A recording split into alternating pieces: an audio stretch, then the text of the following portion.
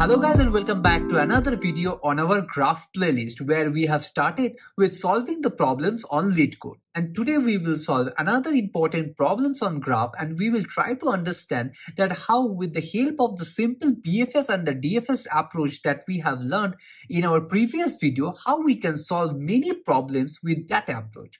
So without wasting much time, let's get started. So the problem that we will be solving today is called the number of islands. So it might look similar to the problem statement that we have solved in our previous video. That was the number of provinces. So if you look carefully, the problem statement of both these problems are more or less similar. What it actually does, it is telling that we have to find the number of components of a disconnected graph. That is a simple problem statement that is there in both the problem. So I would like to request you to pause the video over here and read this problem statement thoroughly so that you can understand that what I mean to say. So here, if you look carefully, what it is telling that here they have provided a grid-like structure where they have defined 1 as the island and 0 as the water, which is pretty same with the problem that we have done in the previous video, where here also 1 was representing a connection and 0 was representing a disconnected graph. Now the main concern is, if both the problem are similar, then why we need to solve both of them individually? So the answer lies with the approach of the problem. So before we jump into the solution of this problem, which is not a very complicated one, we want to understand few of the basic fundamentals. So here, if you look carefully, we have solved this problem with the help of a graph approach. Means whatever the input statement it was given, which is nothing but the adjacency matrix, what we did, we have converted this adjacency matrix into a graph data structure, and from there we did a BFS traversal or a DFS traversal to count the total number of provinces. I hope till now it was clear to you. Now if you look carefully, though our solution got accepted over here by the LeetCode, but if you see the complexity and the efficiency of this solution, it is pretty low. Because if you are targeting any big companies such as Google or Microsoft, there the complexity definitely matters. So you have to optimize your solution so that it gets accepted with the minimum amount of time and the space complexity. So let's first analyze that why the complexity of this approach was high for us.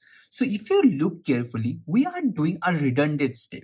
So though the solution of this problem is to count the number of BFS or the DFS traversal possible from each and every node, but we are actually doing a redundant step. And that is, once this adjacency matrix is given, we are again converting this adjacency matrix into a graph format. This is actually not required because you already know that the way to represent a graph into a data structure is with the help of an adjacency matrix or an adjacency list. And here the problem statement is already given in adjacency matrix. So what we are doing, we are again converting into a graph. So there is a redundant step that we are doing, and that is why the time and the space complexity of our problem increases, and that's why our solution took 7 milliseconds, which is not that much optimal. So let's see how we can reduce it. So the way we should resolve this problem is by reducing this step. Now the question is, if we are not converting this matrix into a graph data structure, then why we are solving it? Because this is a graph playlist, we should only solve all the questions on graph, right?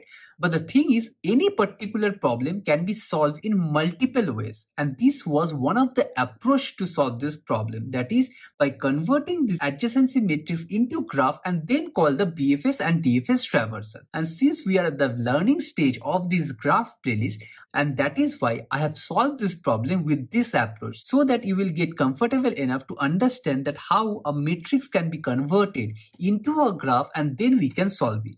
Now in our next question, that is calculate the number of islands, though both of these questions are pretty same, but in this problem, rather than converting this matrix again into a graph, we will try to solve it in an optimal way. And what we will do, we will apply the same BFS and the DFS that we have learned previously in a different way without converting the graph data structure. So we will reduce this step and we will see how we can directly call the DFS or the BFS traversal without creating the graph object.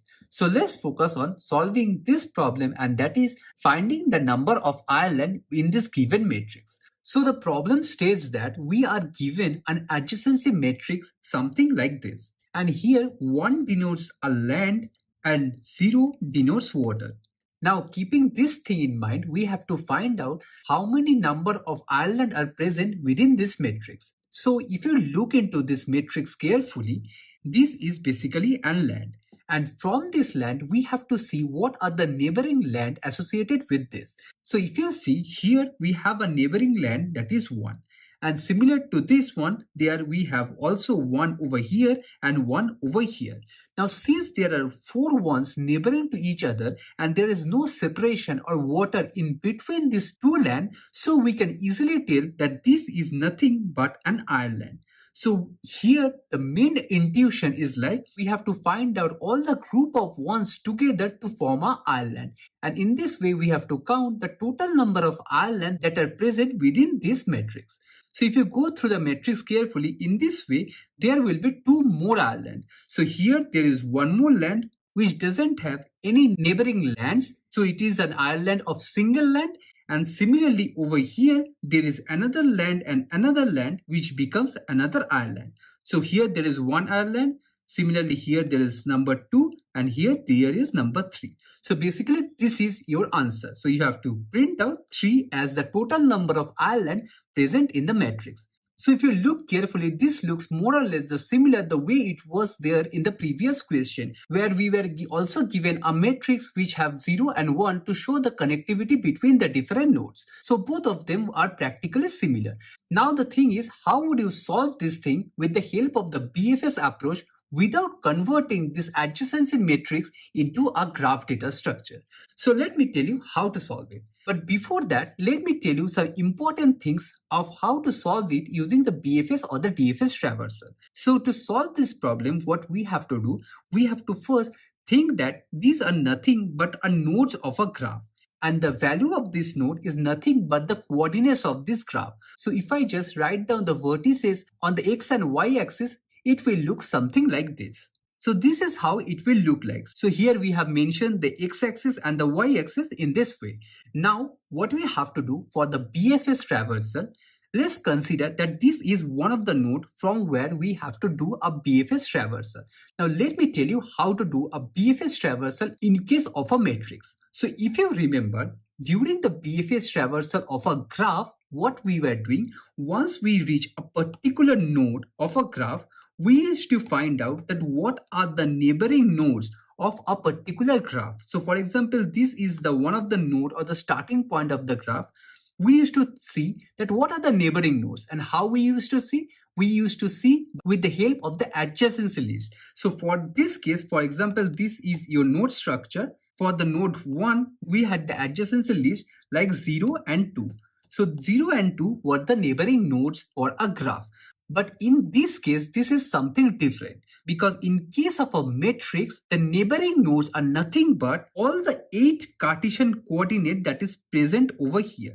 So for a particular node, if I just draw a 2D matrix, this is how it will look like. For example, this is your one of the node. For a BFS traversal, you have 8 possible neighboring nodes. That is this one, this, this, this, and this one.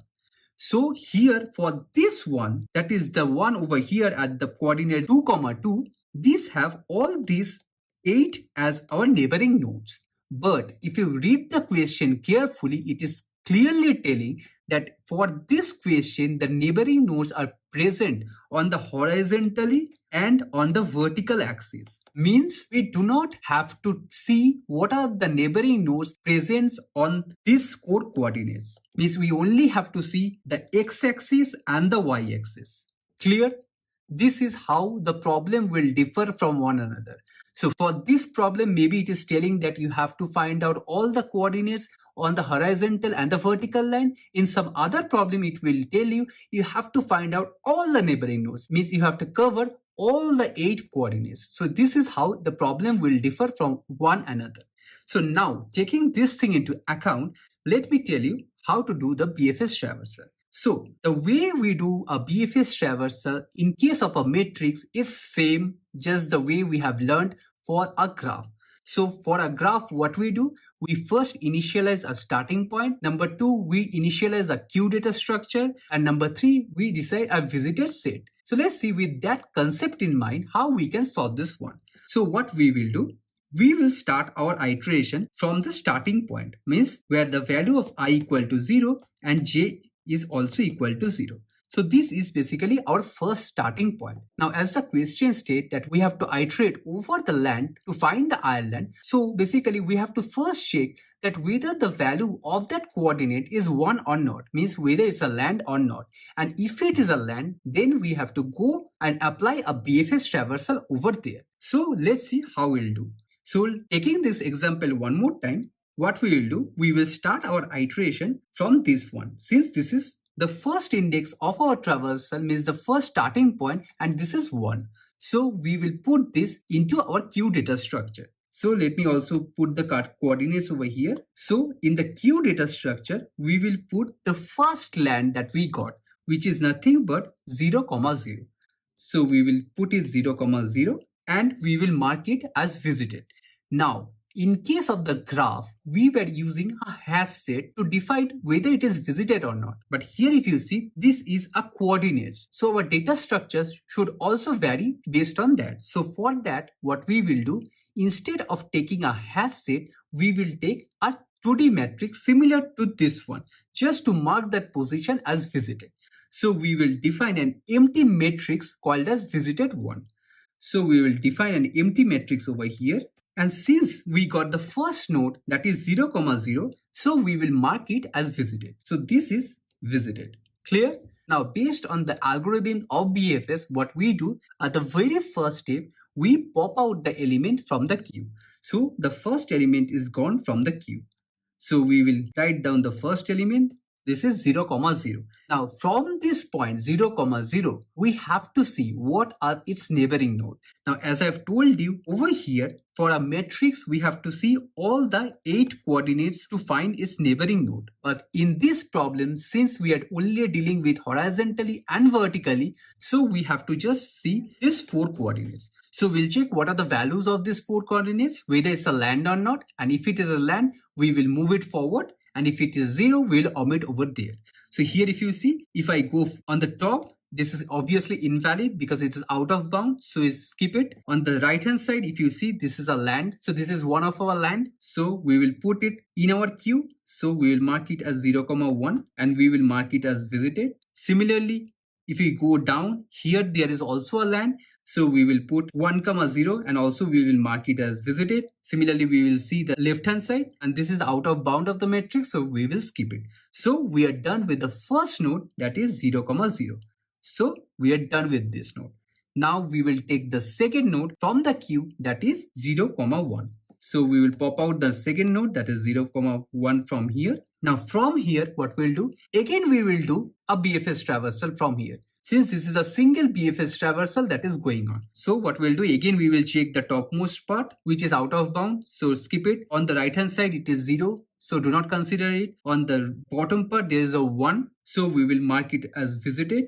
And also we will put this in the queue. So this point is nothing but 1, 1. And similarly on the right hand side we have a 1, but this is already marked as visited. So we will skip it. So we are done with this vertex also. So we are done with 0, 1. Now we will pop out the next item from the queue, that is 1, 0, means this node. And again we will apply the BFS over here.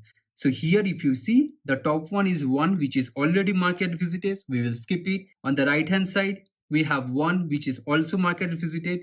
We will skip it. On the downside we have 0. We will skip it. On the left hand side we are out of bounds. So we will skip it. So we are done with this. So we are done with 1, 0.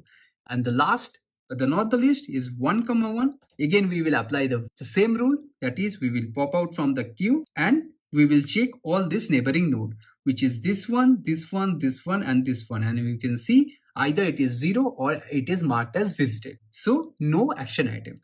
So we are done with the complete BFS traversal and our queue is empty.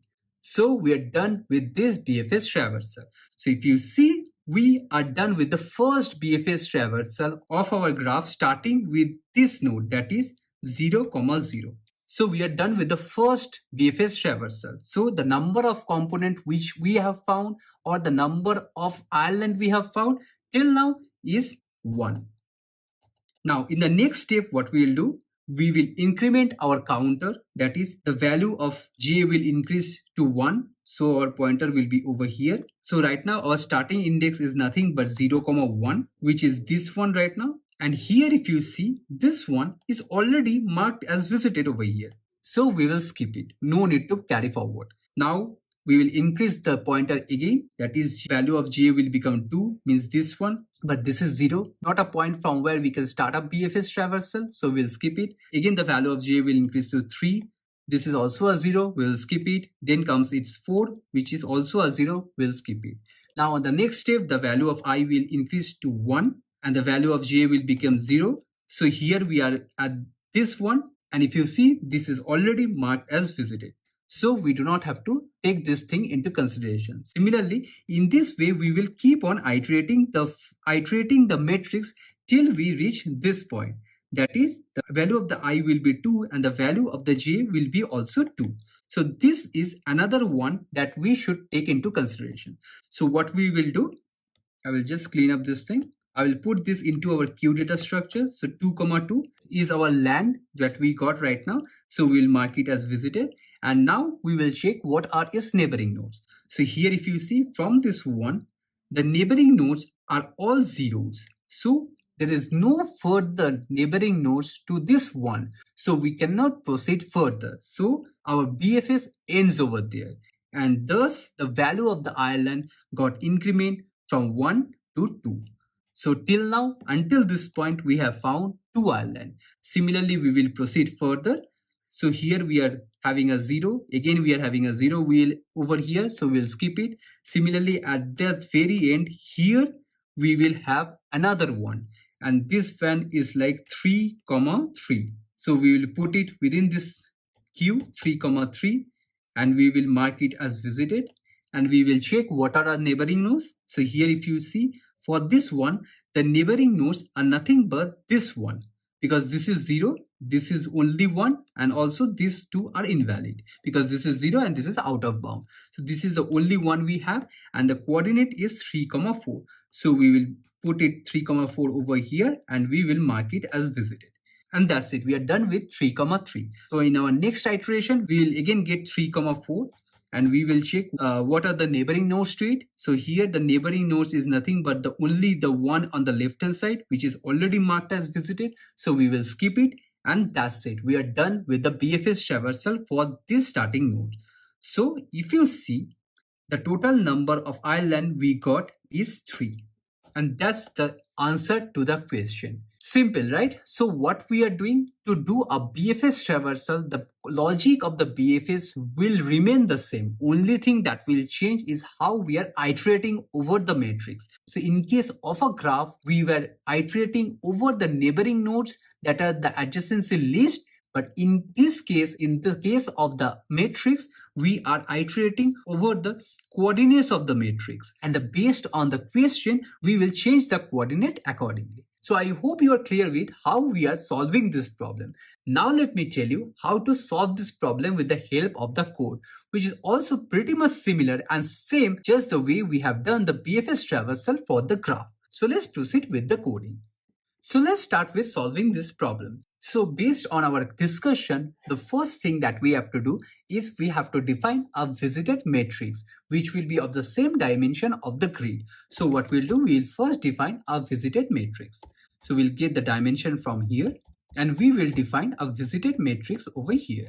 Now based on Java, though we know that the visited matrix will get defined by default with the value of false, but it is better to just initialize one more time. So we'll do the same thing over here, means we will define all the values of the visited set with the value of false, means none of the vertices is visited till now. So what we'll do, we will just write a for loop over here, and we will mark it as false. So we are done with the initial step. Now we will start with the iteration of the actual graph, where we will call the BFS traversal each and every time we get a 1 in the coordinates. So what we'll write? We will write an I loop and an inner j loop. Now what we'll do, we will start with the iteration and we will check. Number one is whether the value of that coordinate is equal to 1 or not, and that is visited or not. So what we'll do, we'll write a if clause over here. So we'll check whether the value of the grid is equal to 1 or not, and we will check whether it is not visited or not. And if both the condition is valid, means the one is not visited, means the land is not visited, and the value of the grid is 1, means we will start with our BFS or the DFS traversal.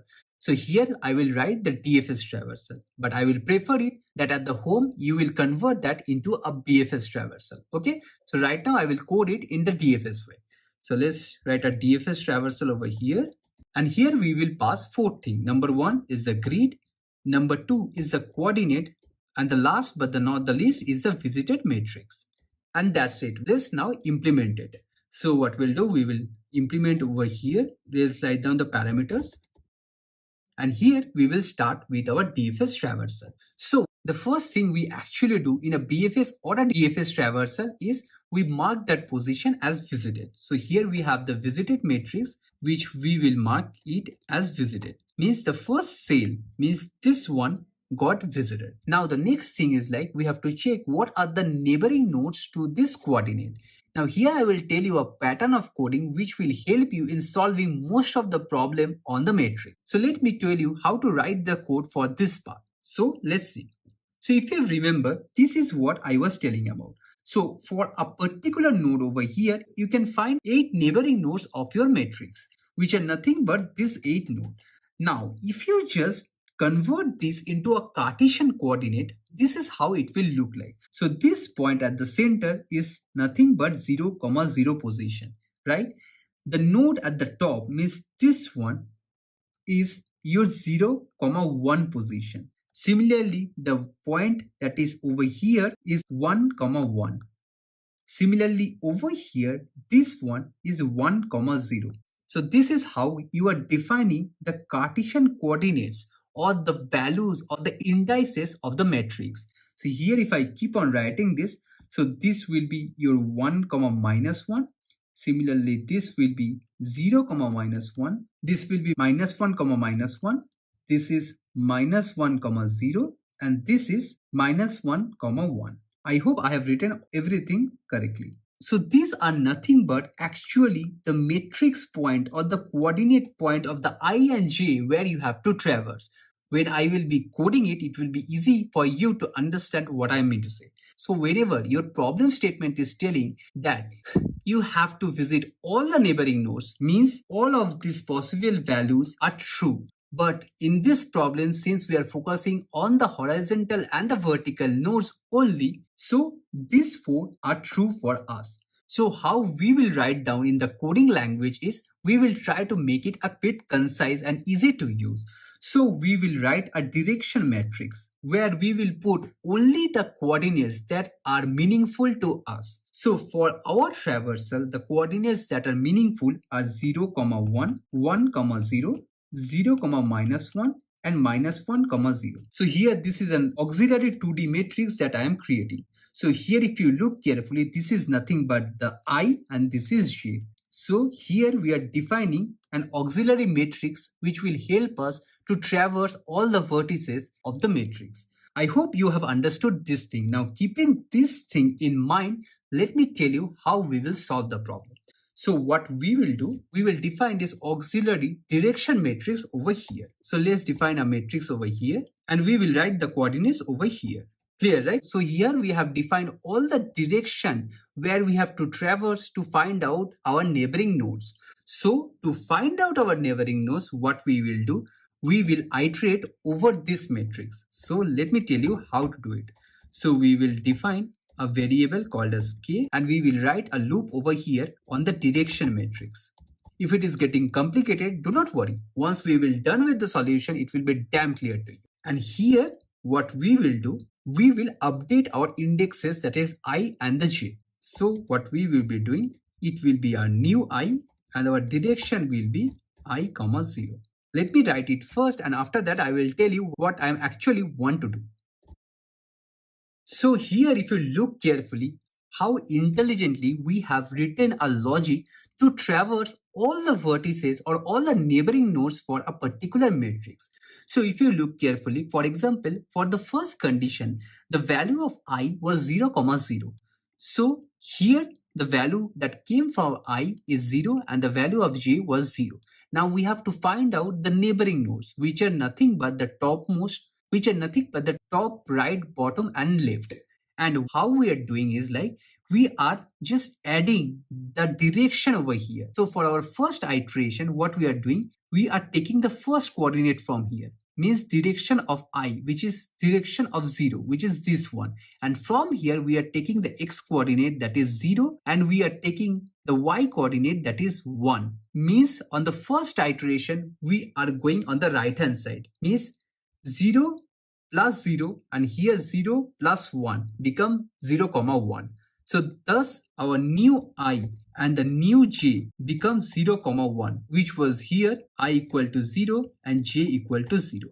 I hope this is clear, because with this approach, the problem solving will be damn easy. So in this way, with this approach, on each and every iteration, we are visiting all the 4 neighboring nodes of this index. And if you just understand this concept correctly, that if your problem states that you have to find out all the neighboring nodes without mentioning that it is horizontally or vertically allocated, you just need to add those coordinates over here. And your for loop that we are defining over here will take up every complexity of running through all the neighboring nodes based on the coordinates present in the direction matrix. So I hope this is clear. Now, the next step is very simple. We are almost 90% done with solving this problem. Now, the next thing what we have to do, once we go to the new index, we have to check 3 things. Number 1, whether it is safe or not, means whether it's out of bound of the matrix or not, whether the value of the new coordinate is 1 or not, means whether it's a land or not, and whether it is visited or not. So let's check all these 3 conditions and let's see after that.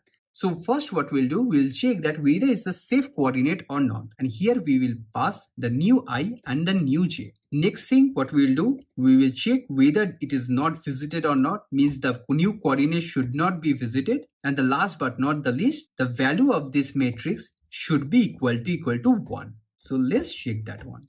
I hope this is clear. And once all these 3 concepts, all these 3 conditions is valid, means we are good to go with another BFS or the DFS call internally. So we will recursively call this DFS traversal again. So we'll call the DFS traversal again from here, and we will pass the required value, that is the new I and the new j.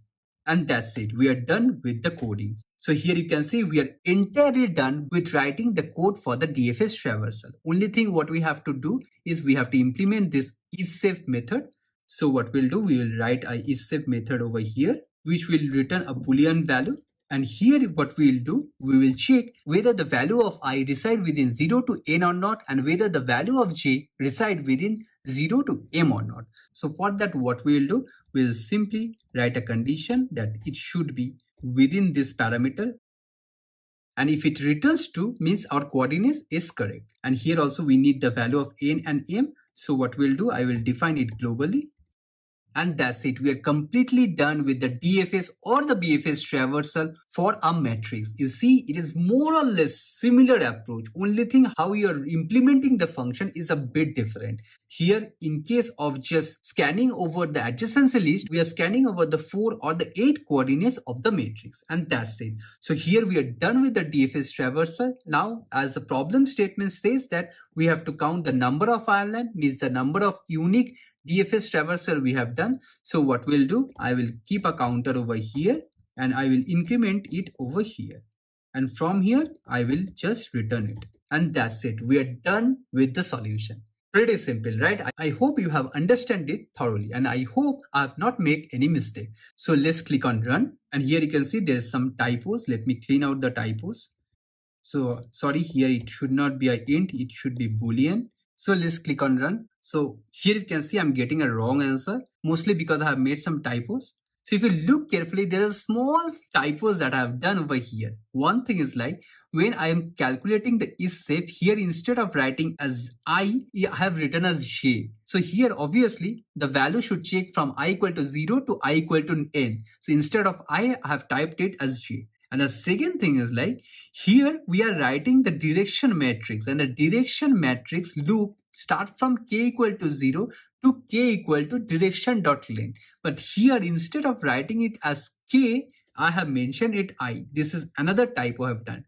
So I hope it is clear to you. These are some basic typos that I have missed. Sorry for that. So let's click on run, and that's it. Here you can see both our test cases got passed. So what we have done, we have just simply called a DFS or a BFS traversal for a 2D matrix, and we have counted the total number of distinct BFS or DFS traversal by placing a counter over here. That's the simple logic of how to do a BFS and a DFS traversal for a particular matrix.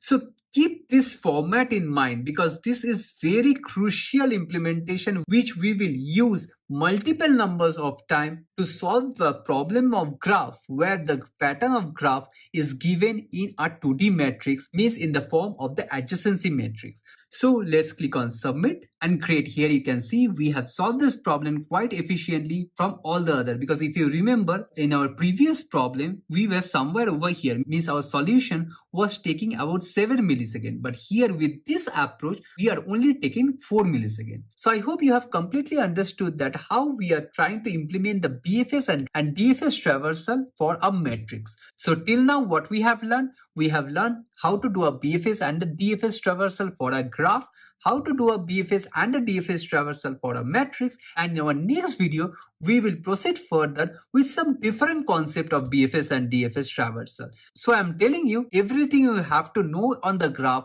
are basically on the BFS and the DFS traversal. So see you on the next video, but before that, if you like this video, do not forget to like, share and subscribe to my channel and hit the bell icon so that you never miss an update from my side and you are always ready for your next interview. So see you on our next video, where we will be solving another problem on graph, and we will see how easy it is to solve any problem on graph. So see you on our next video. Thank you.